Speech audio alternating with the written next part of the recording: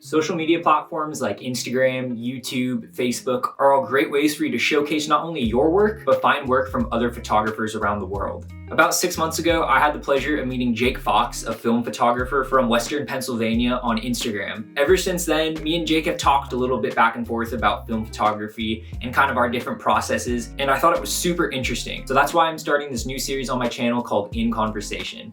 In Conversation is going to be all about talking and learning from different film photographers that I meet. I think this is super beneficial not only for myself, but also for new photographers, people that have been doing photography for a long time and find themselves stuck and need some sort of motivation, and just anybody looking to hear a different perspective on photography. Jake Fox is the first person that I'm talking to. We had an awesome conversation the other day, and it was really enlightening to hear kind of Jake's aspect on photography and how he thinks about the medium itself. Of course, I'm gonna link Jake's Instagram in the description below, so you guys should really go check him out and support him. He's got a lot of great nighttime work, and he's gonna have some cool stuff coming up real soon. So let's dive into this In Conversation with Jake Fox, and I hope you guys enjoy it.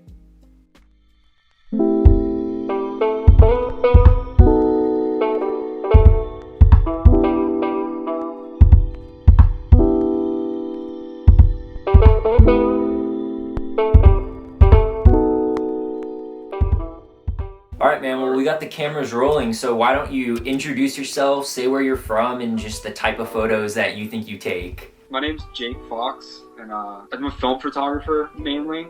I'm from Western PA, like near Pittsburgh, and I would like to say it's like more storytelling than like documenting stuff, because I don't know, I like to try like pin a story or like imagine there's something going on behind my photos, so that's what I'd say, more storytelling style of photography. As of right now, what kind of drew you to taking like all those house photos? It's gonna sound wild, but I'm telling like the complete truth. So me and my friend, we were out skating. We were like coming through like the city, and like it was nighttime, and there was like a street of houses, and like one light was on out of all the houses, and I was like, oh dude, that'd be so cool doing like a series on like, you know, houses like that, like apartments or whatever with one light on. So like I was like thinking about doing it, and I was like all excited, and then Willem did a video on Todd Hido. Discovering Todd Hido kind of like pushed the idea and like process of it a little bit more. A lot of my work, like the story behind it, is a lot of it is like revolves around like, you know, like an inner turmoil of like a relationship, you know. So that's kind of like my main inspiration comes from, is like my personal life experiences with it. You know, that's super interesting, because I think that recently, obviously there's been a big spike in shooting film at night, but it's super cool to see that you have a connection to it, and that it's something that's a way for you to truly express kind of how you're feeling and things that have happened in your life. For me, yeah, it's definitely not a trend. I just really enjoy it. And like during the daytime, it's kind of hard to like make like those like dark, moody feelings out of like daylight, where like, you know, if it's like nighttime, or if it's like raining out, or if it's like cloudy, if it's like naturally moody outside, it's easier to create those feelings. So I think that's why I stick to it, is because I was like able to create like that way through music. So like photography, it's kind of the same thing. So when you're going out to take these night photos, you said you're walking, so you're not driving through the neighborhoods. Do you drive to like a location? Do you location scout? Or is it kind of just by happenstance? You kind of just show up, you see a place that you like, and you kind of just check it out and you go walk around? It's kind of like a mix of everything. Like I don't know, I normally drive somewhere, and then I'll see something stop, and sometimes I'll walk around. Normally when I walk around, it's normally like, if it's like a small tight neighborhood. Where I live is called Beaver, and then there's a smaller little town connected called Vanport. You know, a small neighborhood that I could walk, and you know, it wasn't like crazy big or anything, so I would just walk it, and it was just like, it was like one of those like neighborhoods where like they're like gold mines, where you walk around, it's like every like other house is like a good photo. So when I like hit stuff like that, I'll go on foot. But if I see one house, I'll take a shot and keep driving. Definitely, I feel like it's like good to like keep your car close to you, and you don't want to stray too far. My biggest thing and like my advice I've given people is, especially starting out, like stick where you know and where you feel safe. I've grown up in the same area my whole life. I haven't really moved away from like the 30-minute vicinity of where I lived. So like pretty much everything I shoot's all in these towns that I've grown up and know, and I know if it's safe or not, and like what parts are bad, what parts are good. So kind of like, I think that's the biggest thing, is feeling comfortable where you're at, you know what I mean, and not going somewhere where you're not comfortable, because that's when you get all antsy and sketched out, and then you screw photos up. When you just want to be safe in general, you know what I mean.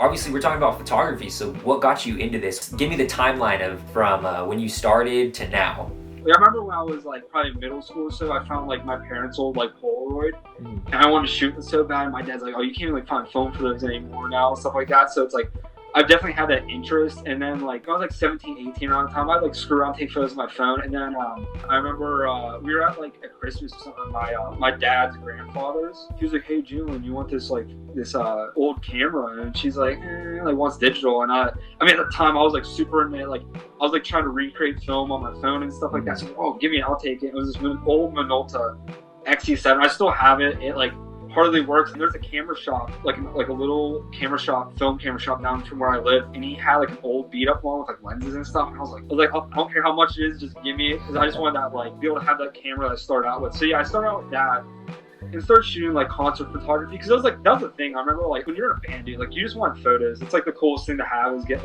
like nice photos taken of you while you're playing.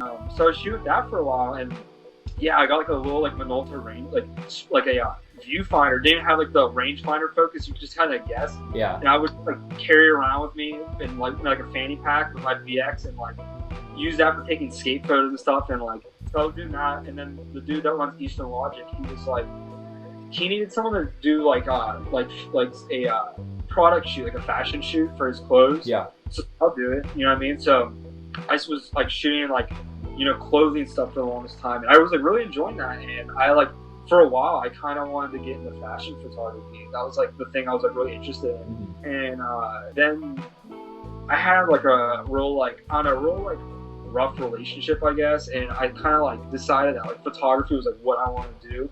Like after that, I don't know why, I just kind of realized like, that's something I like want to really like, that's what I want to do. I just want to like be able to make like work, and like at first it was the kind of fashion I want to do, and they kind of spread out. I remember I was like getting like Portra 800 and going down to like the city at nighttime and taking like photography at night, in, like the pouring rain with like a Nikon like SLR, like a Nikon D, not even like a rangefinder, just risking it, like just trying to guess the focus at night, and like doing more street photography. And yeah, so I was doing that, and it was, you know, just starting to like gravitate more towards taking photos at around where I live and what's more relative. And then I found out Todd Hido, and it kind of like, I think I really started like falling into like what I enjoyed.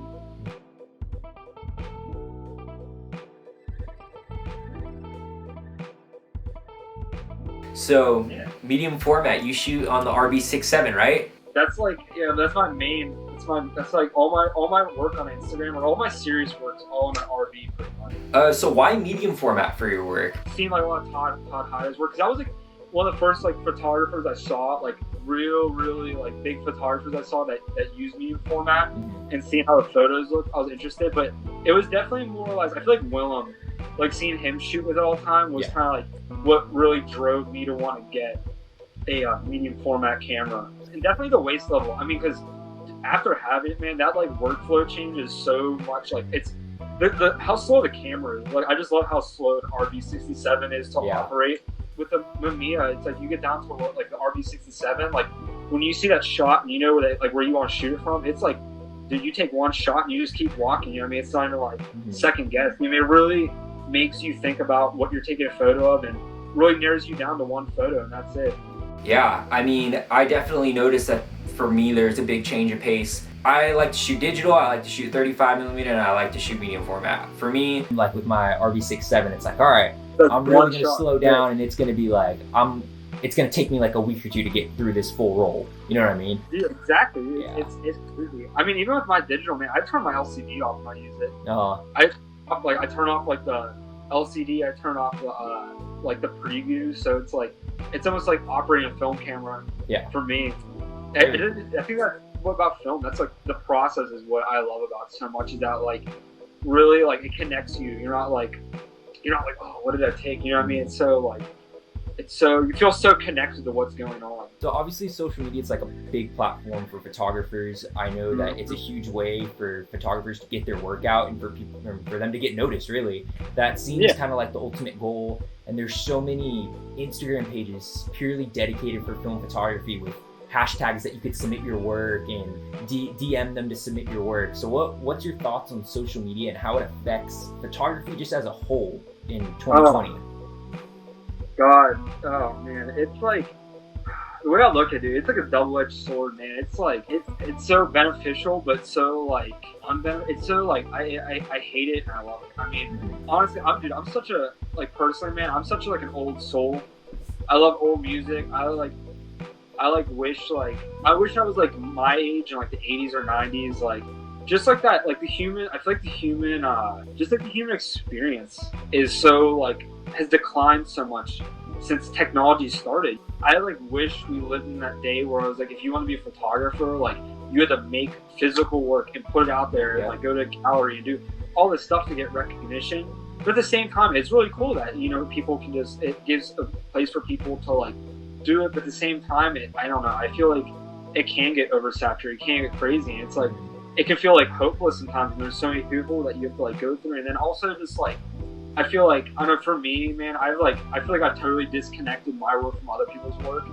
Like I don't compare my work to other people. It took me a while to like learn how to not compare my work to others. But that's like a huge thing with social media, man. I feel like you have to really learn how to value your work and not compare it to other people's. Everything's so disposable on Instagram. You see it, and then like the next photo pops up. You know what I mean? So it's like I've had so many photographers that I look up to, follow me back and like my stuff and have conversations with. I mean, between like Thomas Brown and I mean he was like one early night influence person that I like followed, and First Castle was someone that like that, and even like Willem, man, I mean that's awesome. Yeah, I mean, and like Grade, Solomon, Castle Systems, like all those people that I've like looked up to or like inspired me. I've like they've like followed me and like paid attention to my work and enjoyed my work, and I've had conversations with them. So I mean, it's like I even shot I've shot alone before like that before. So it's like it's so cool for that. And I mean, I've met so many people like you and like just like so many people on Instagram that not even big people, but just like people in general. If I'm being honest, I like wish we could go back to that time before technology where you have to make physical work. Yeah, I think something that I've really noticed from social media, just concerning photographers in general, is like you said, is almost like there's this demand that you have to have a big following to be a good photographer. You know what I mean? And it's like when I first found your work, or I found Cody's work, or guys like Zach's work, these are just normal people. And that's what I think is one of the problems with social media, is that if you don't have that big following, is that you can't be considered successful. All right, so I guess we're kind of getting to the end of the questions here. I know you kind of talked about your photo book and a couple of zines that you're kind of working on. Anything else special coming up that you want to talk about? Anything that you want people to know about? Oh, word.